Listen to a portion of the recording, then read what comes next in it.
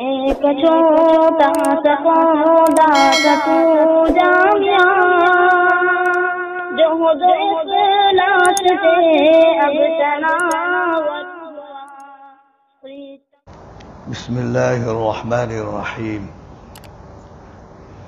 الحمد للہ کفا وسلام علی عبادہ الذین اصطفی، اما بعد۔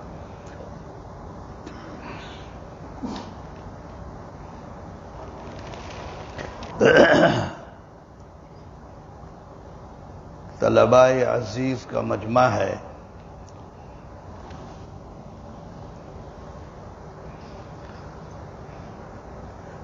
یہ سب پڑھے پڑھائے ہیں،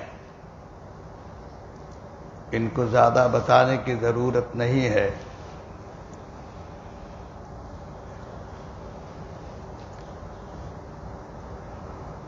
آپ کے ذہن کو کھولنے کے لیے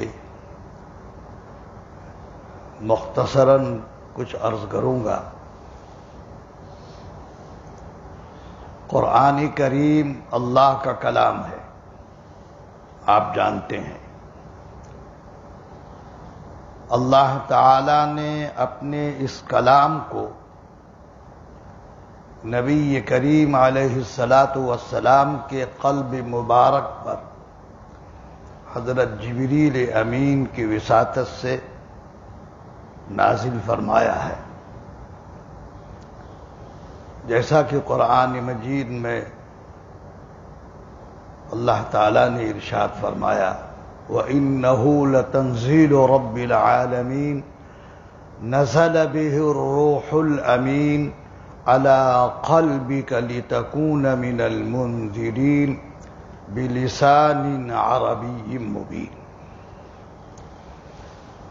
اللہ تعالیٰ نے قرآن مجید کو، اپنے کلام کو نبی کریم علیہ الصلاۃ والسلام کے قلب مبارک پر عربی زبان میں حضرت جبریل امین کے ذریعے نازل فرمایا۔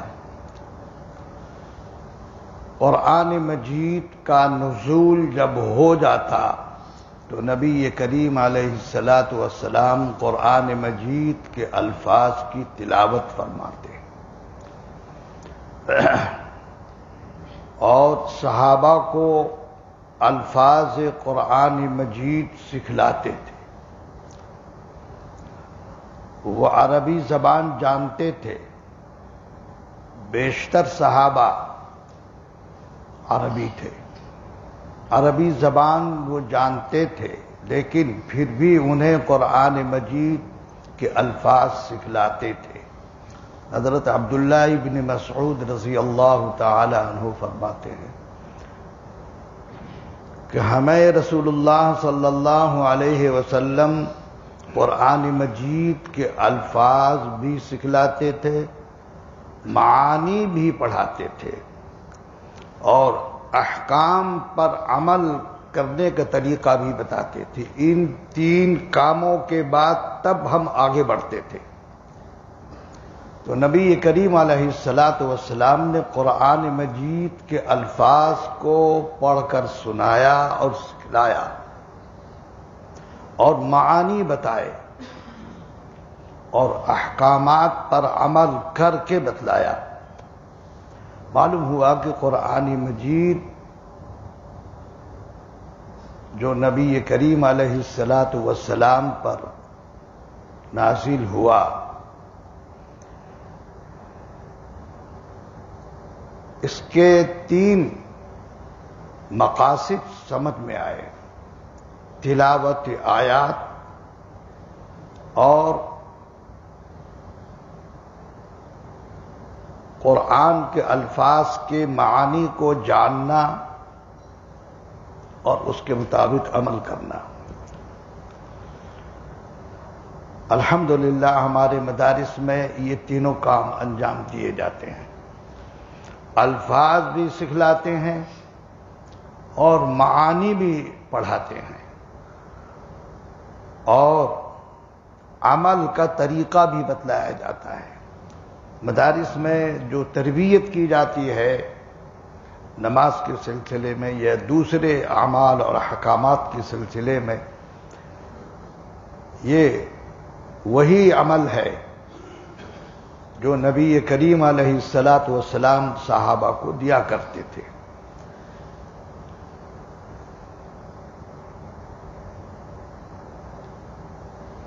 عہد صحابہ کے بعد علوم، قرآنی علوم بٹ گئے۔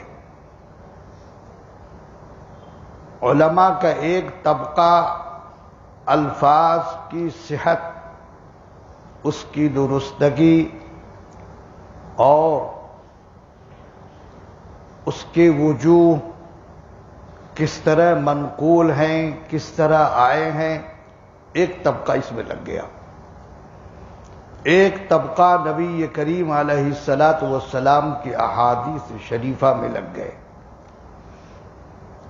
قرآن کو بھی علماء نے جمع کر دیا اور ہر اعتبار سے اس کو صاف اور شیریں بنا دیا، عذباً و سلسلہ۔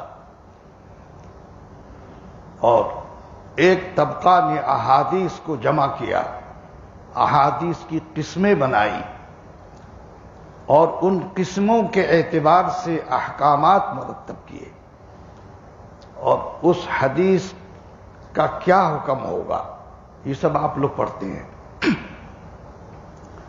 جب ان دونوں طبقوں نے یہ کام کر دیا تو فقہا نے اب ان کتاب اللہ اور سنت سے مسائل کا استنباط کیا اور اس سے فقہ کو نکالا۔ تو علماء بٹ گئے۔ علوم اسلامیہ کی خدمات میں 3 نوعیتیں ہو گئی۔ ایک طبقہ الفاظ کو سکھلانے میں لگ گیا، ایک طبقہ احادیث کو جمع کرنے میں لگ گیا، اور ایک طبقہ کتاب اللہ اور سنت سے مسائل کے استنباط اور استخراج میں لگ گئے۔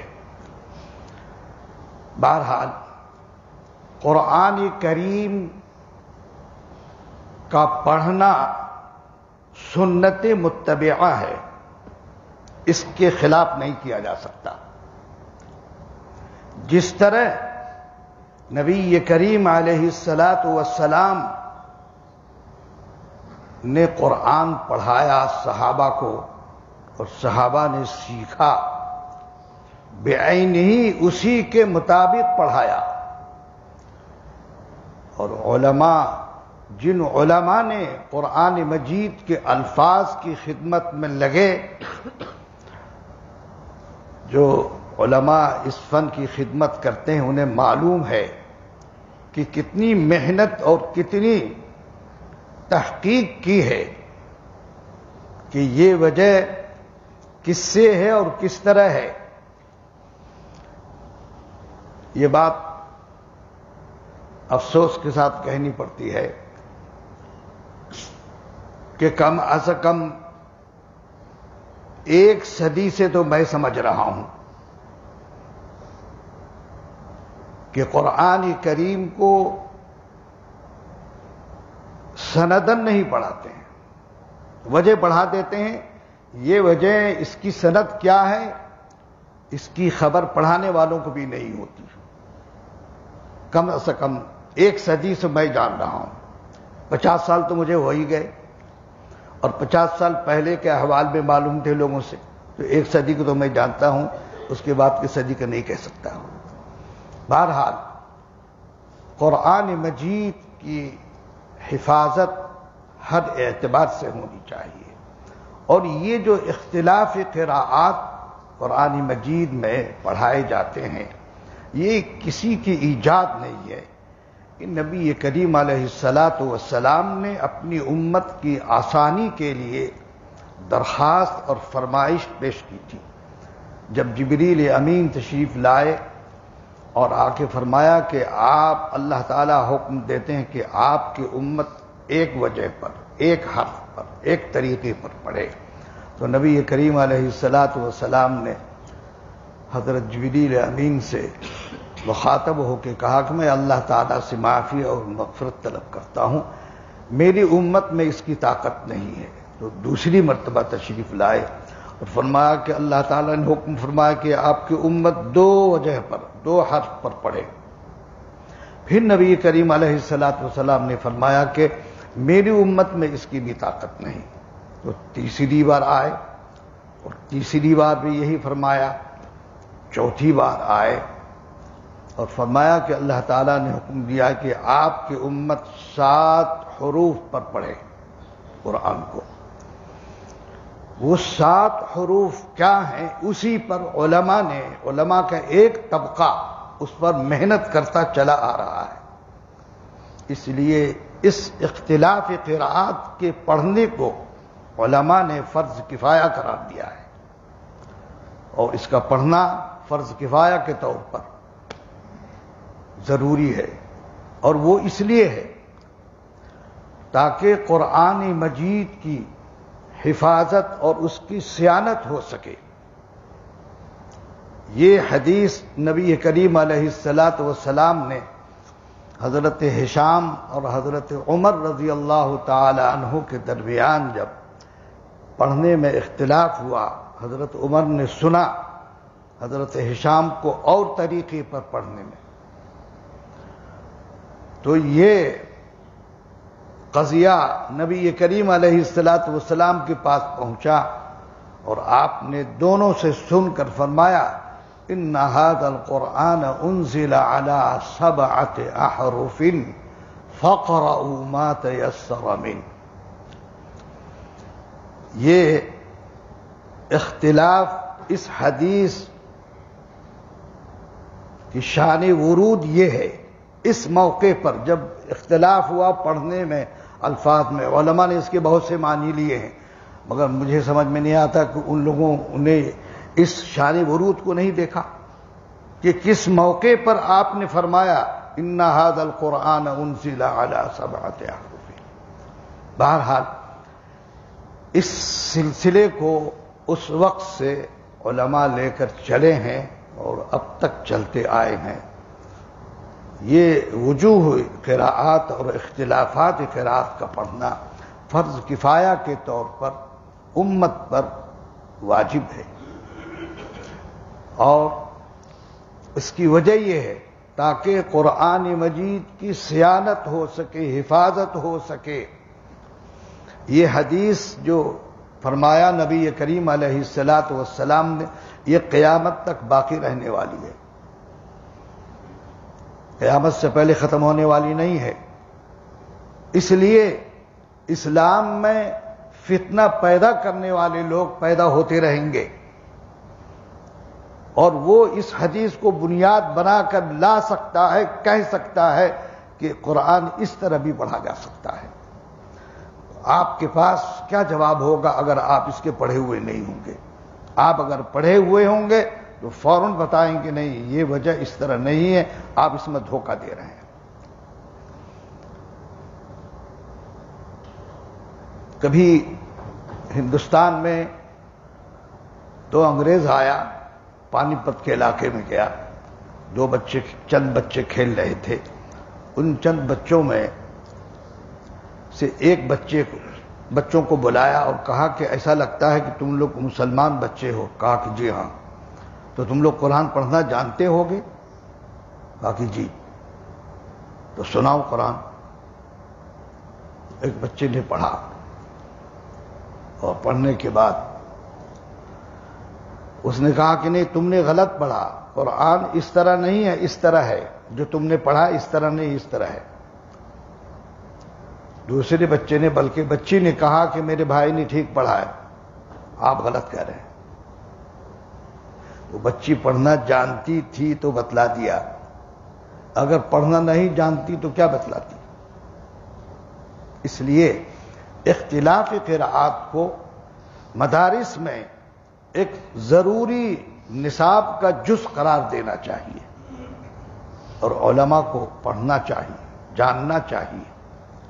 اس طرف ہماری توجہ نہیں ہوتی ہے، ہم بہت کرتے ہیں تو تجوید پڑھ لیتے ہیں۔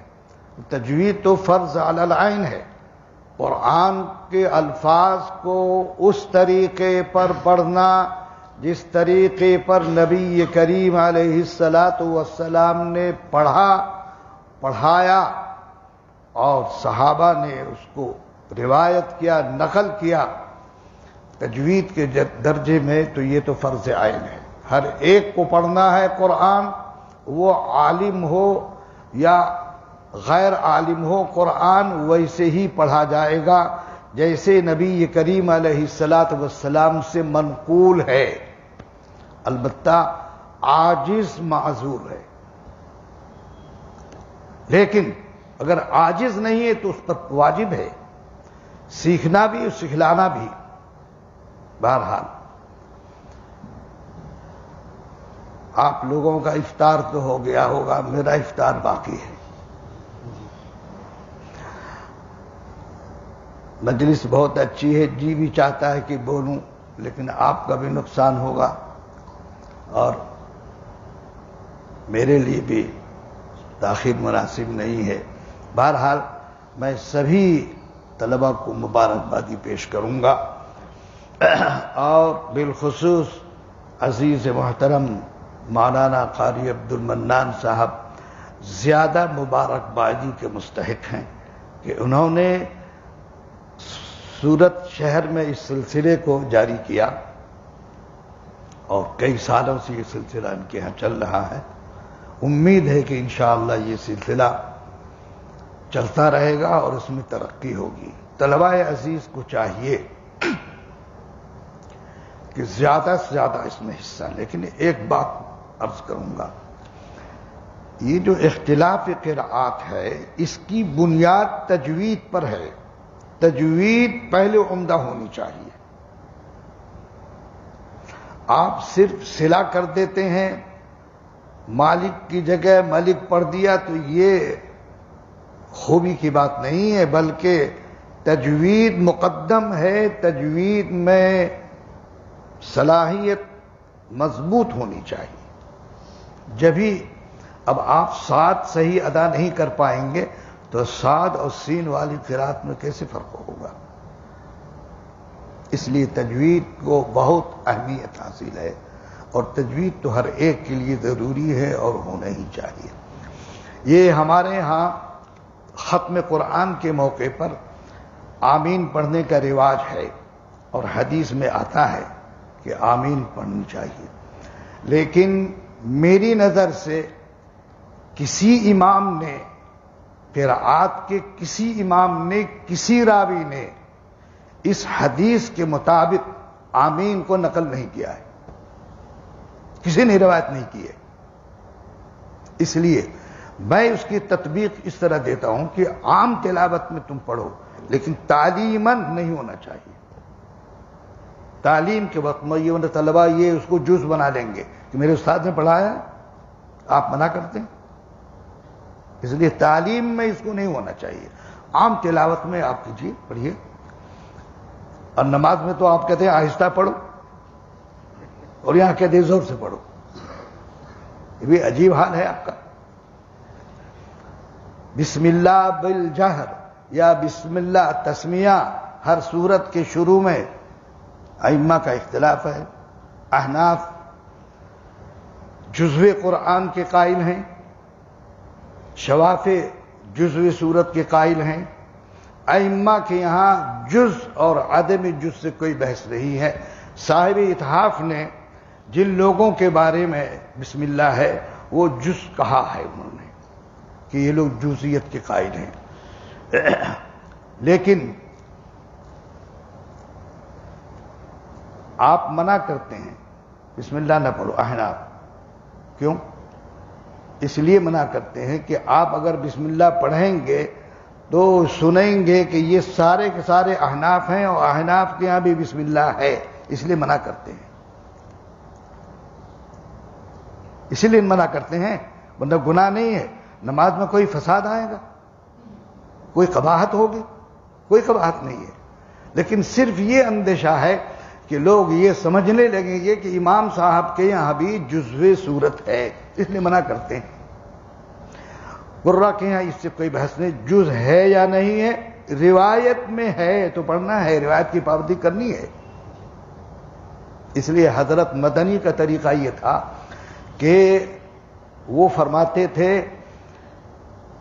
کہ نماز فرض نماز میں تو ہم احناف کی تقلید کرتے ہیں اور ان کے مذہب کی پابندی کرتے ہیں، لیکن نوافل میں ہم امام عاصم یا اس روایت میں جس میں کہ بسم اللہ منقول ہے اس کی اتباع کر لیتے ہیں، ایسا کرتے تھے۔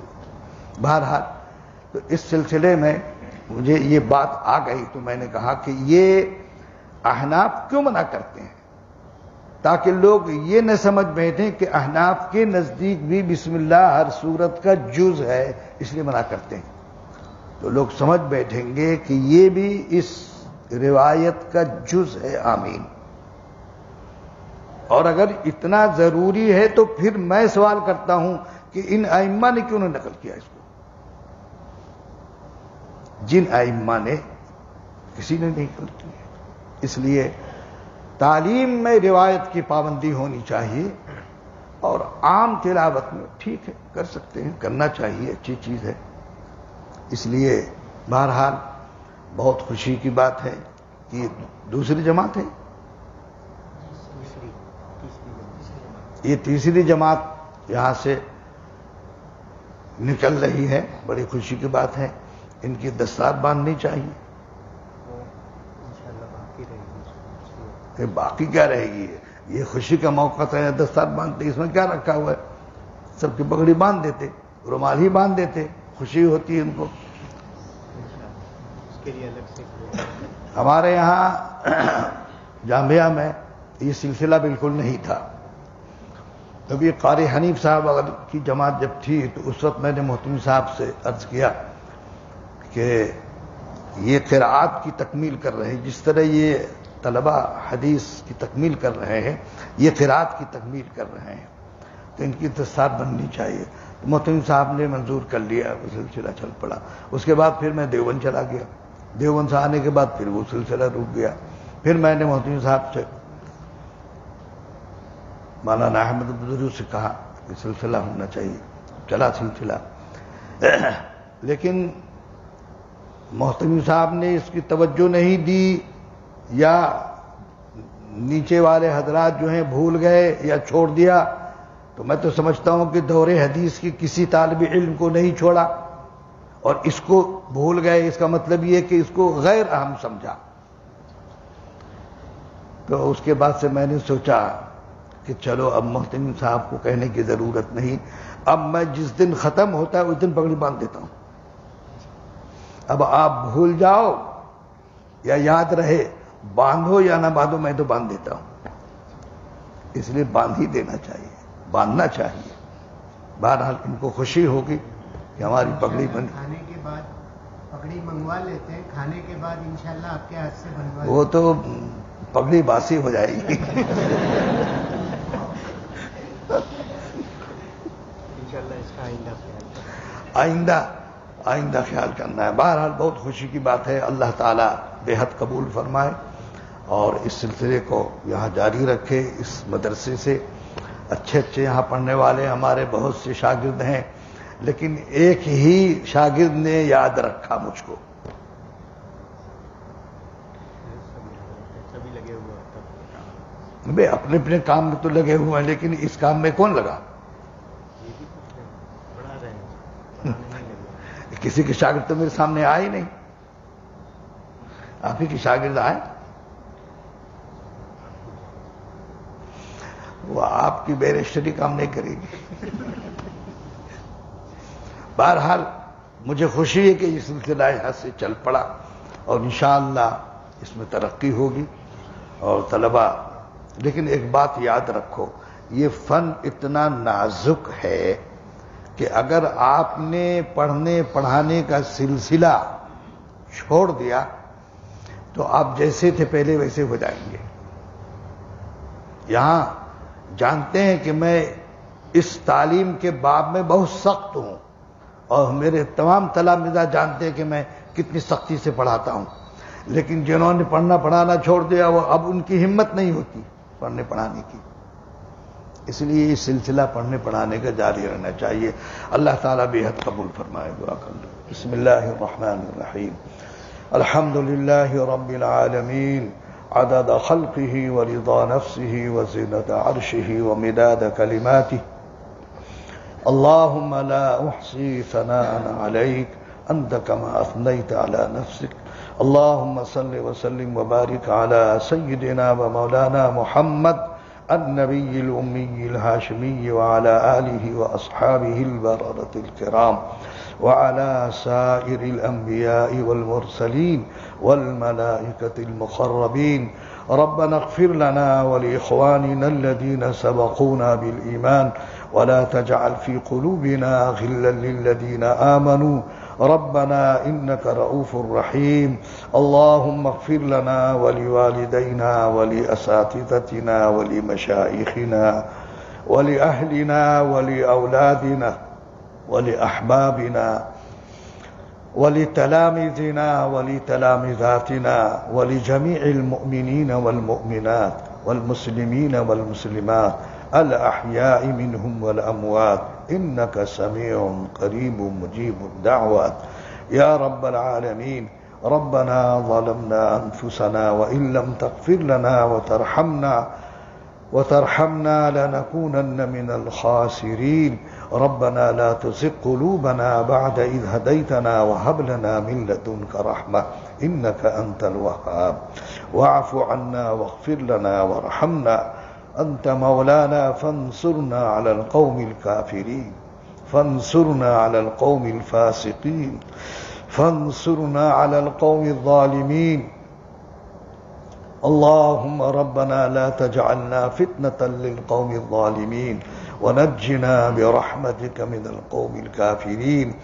اللهم ربنا آتنا في الدنيا حسنة وفي الآخرة حسنة وقنا عذاب النار وقنا عذاب القبر وقنا عذاب الحشر وقنا عذاب الفقر وقنا عذاب الدين.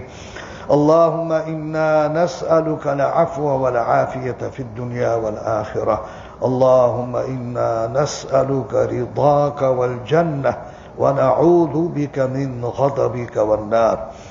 اے اللہ ہم سب کی خطاؤں کو معاف فرما، ہم سب کی گناہوں کو معاف فرما. اے اللہ اس مجلس کو بے انتہا قبول فرما. جن طلباء عزیز نے اس فن کی، قرآن مجید کی خدمت، قرآن مجید کی تعلیم کی تکمیل کی ہے، اس قرأت سبا کی تکمیل کی ہے، اے اللہ ان کو بے انتہا قبول فرما. اے اللہ اس فن کے سلسلے کو جاری اور ساری فرما. اے اللہ ہمارے تمام طلباء عزیز کو، تمام تلامذہ کو اس کی زیادہ سے زیادہ اشاعت کی توفیق نصیب فرما. اے اللہ اس مدرسے کو بے انتہا قبول فرما. تمام شرور، فتن، آفات، بلیات سے محفوظ فرما. تمام مدارس اسلامیہ کی حفاظت فرما. تمام مساجد کی حفاظت فرما. حرمین شریفین کی حفاظت فرما. مسجد اقصی کی حفاظت فرما. علماء اسلام کی حفاظت فرما. خدام دین کی حفاظت فرما.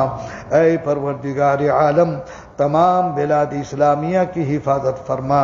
تو اپنے فضل و کرم سے نبی کریم علیہ السلام نے قرآن مجید کی نسبت سے جتنی خیر اور بھلائی عطا فرمائی ہے، اے اللہ ان سب کو عطا فرما. ہم سب کو اس سے مالا مال فرما. اور قرآن مجید کی اور جن شرور فتن سے نبی کریم علیہ السلام نے پناہ چاہی ہے، اے اللہ ہم سب کی حفاظت فرما. اے اللہ ہم نے جو مانگا وہ عطا فرما، جو مانگنے سے رہ گیا اور ہمیں اس کی ضرورت ہے وہ بھی عطا فرما. نبی کریم علیہ السلام کے صدقے و طفیل ہماری دعاؤں کو قبول فرما. اللہم صلی علی سیدنا و مولانا محمد وعلى آل سيدنا ومولانا محمد صلاة تنجينا بها من جميع الأهوال والآفات وتقضي لنا بها جميع الحاجات وتطهرنا بها من جميع السيئات وترفعنا بها عندك أعلى الدرجات وتبلغنا بها أقصى الغايات من جميع الخيرات في الحياة وبعد الممات إنك على كل شيء قدير. اللهم ربنا تقبل منا إنك أنت السميع العليم وتب علينا إنك أنت التواب الرحيم.